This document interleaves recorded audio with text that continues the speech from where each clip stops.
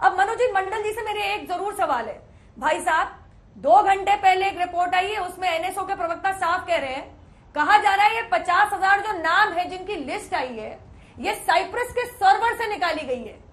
NSO के प्रवक्ता कह रहे हैं, मैंने अभी बीबीसी की रिपोर्ट पढ़ी है कि साइप्रस में हमारा कोई सर्वर नहीं, और जब से हमारी कंपनी शुरू हुई है 50,000 लोगों हमारे कभी टारगेट पे नहीं, ज्यादा से ज्यादा सालाना 100 टारगेट होते हैं, तो 50,000 का आंकड़ा कहां से आ गया।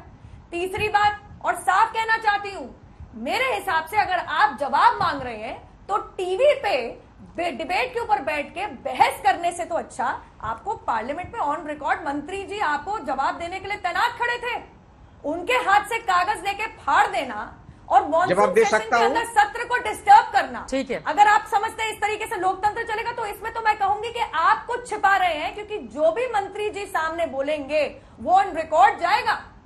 मनोज जी मंडल, इस पर आप जवाब दीजिएगा। सुप्रिया श्रीनेत, मनोज जी आप जवाब दीजिएगा, क्योंकि जो काम आज संसद के भीतर किया गया है ना वो कतई जायज नहीं ठहराया जा सकता है। सुप्रिया श्रीनेत, आज टीएमसी के सांसद ने जो कुछ भी सदन के भीतर किया उस पर कांग्रेस पार्टी का क्या स्टैंड है, और बीजेपी साफ साफ जासूसी के मामले में बोल रही है कि दरअसल विपक्ष जिस तरह का काम कर रहा है वो पूरी तरह से गलत है, झूठी बातें हैं, भ्रम फैलाने की राजनीति और अपनी राजनीति को चमकाने की एक कोशिश है। क्या है इस पर आप लोगों का जवाब? मैं सबसे पहले तो यह कहना चाहती हूं कि बीजेपी निर्लज्जता और असंवेदनशीलता की हर हद पार कर चुकी है और ये मामले दर मामले ये सामने आते जा रहा है। मैं कोरोना की मौतों में नहीं जाऊंगी क्योंकि ये वाद विवाद का मसला ही नहीं है, मैं इसी मुद्दे पे बात करती हूँ, जासूसी पर। एक ही सवाल भाजपा की सरकार से पूछा जा रहा है कि बड़े गंभीर आक्षेप लगे हैं आप पर, विपक्ष के नेताओं पर, चुने हुए सांसदों पर, चुने हुए मंत्रियों पर, चुने हुए मुख्यमंत्री की मुखबिरी करने का। इसमें एक दो नहीं, इसमें official secrets act, treason, national security के साथ खिलवाड़, stalking of women, electoral democracy के साथ खिलवाड़, तमाम तरह के संगीन मामले सामने आते हैं। ऑफिशियल सीक्रेट्स एक्ट का उल्लंघन होता है इसमें, लेकिन भाजपा इस पर बजाय अपनी चुप्पी तोड़े और एक सवाल का जवाब दे दे। सारे सवाल सब लोग झूठ बोल रहे हैं, भाजपा एक सवाल का जवाब दे दे, आपने एनएसओ का पेगासस यूज किया या नहीं किया, यही एक सवाल का जवाब चाहिए।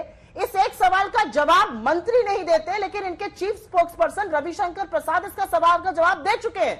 उन्होंने परसों अपनी प्रेस कॉन्फ्रेंस में क्या कहा था, 45 और देशों ने इसमें यूज किया है, भारत ही के पीछे क्यों पड़ रहे हैं। उन्होंने स्वीकारा था मंत्री रहते हुए भी कि हमने अनऑथराइज नहीं किया, मतलब उन्होंने ऑथराइज कराकर स्नूपिंग कराई थी। सवाल का जवाब नुपुर जी, सरकार बयानबाजी कर रही है। मैं छोटी सी बात एक और पूछना चाहती हूँ। नहीं एक और चीज, लेकिन मॉनसून सत्र के ठीक पहले इस तरह का खुलासा होगा तो सवाल पलटकर विपक्ष से पूछा जाएगा ना कि ये महज प्रयोग है, संयोग है, क्या है।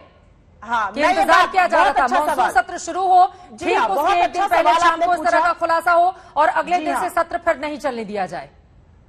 बिल्कुल चित्रा जी, मैं इतना साफ ऐसा है ना चित्रा जी, हर इंसान को अपनी, मैं एक बार बोल रही थी, एक मेरा टर्न है। ठीक है, जल्दी से अपनी बात खत्म कर लीजिए। मैं आपसे एक बात पूछना चाहती हूँ चित्रा जी, ये भारत के खिलाफ नहीं है, ये भारत के खिलाफ नहीं है। 45 देशों में 17 न्यूज एजेंसीज ने इसका इन्वेस्टिगेशन किया, इजराइल तक ने इसमें हाई लेवल मिनिस्टीरियल जांच का गठन कर दिया है, फ्रांस ने जांच दे दी है। हमारे यहां विपक्ष को गैर जिम्मेदाराना ठहराया जा रहा है, सरकार सवालों से बच रही है, इसको झूठा करार दे रही है।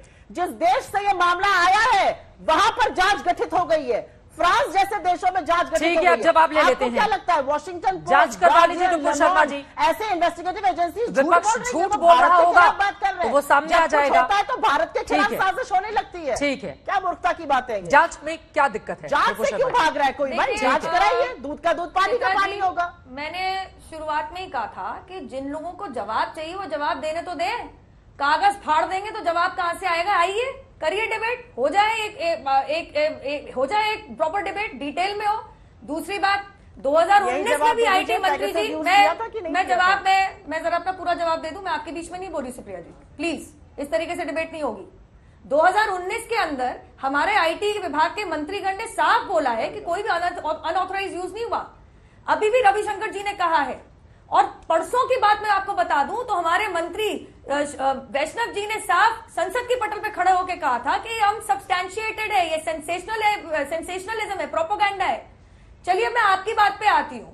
अगर आपको लगता है जांच होनी चाहिए, लिखिएगा इस चीज को, सेक्शन 156 सबसेक्शन 3 CRPC, आप जाके FIR दर्ज करवा के जांच मांगिए ना। क्योंकि क्या जरूरी है कि कोई बहुत ही जबरदस्ती जिद्दी बच्चा पैर पटक पटक के बोले मम्मी मुझे टॉफी चाहिए, तो मम्मी टॉफी खरीदवाने में ही उस पर खर्चा करती रहे। आपको लगता है आपकी जांच पड़ताल हुई है उसके बावजूद, जबकि मंत्रीगणों ने 2019 से साफ कहा है कि नहीं भाई ऐसा कोई अनऑथराइज नहीं हुआ है, क्योंकि अथॉरिटी तो इंडियन टेलीग्राफ एक्ट और IT एक्ट देती है। अब आपने कहा मुख्यमंत्री की बात, मेरी बात होने दीजिएगा।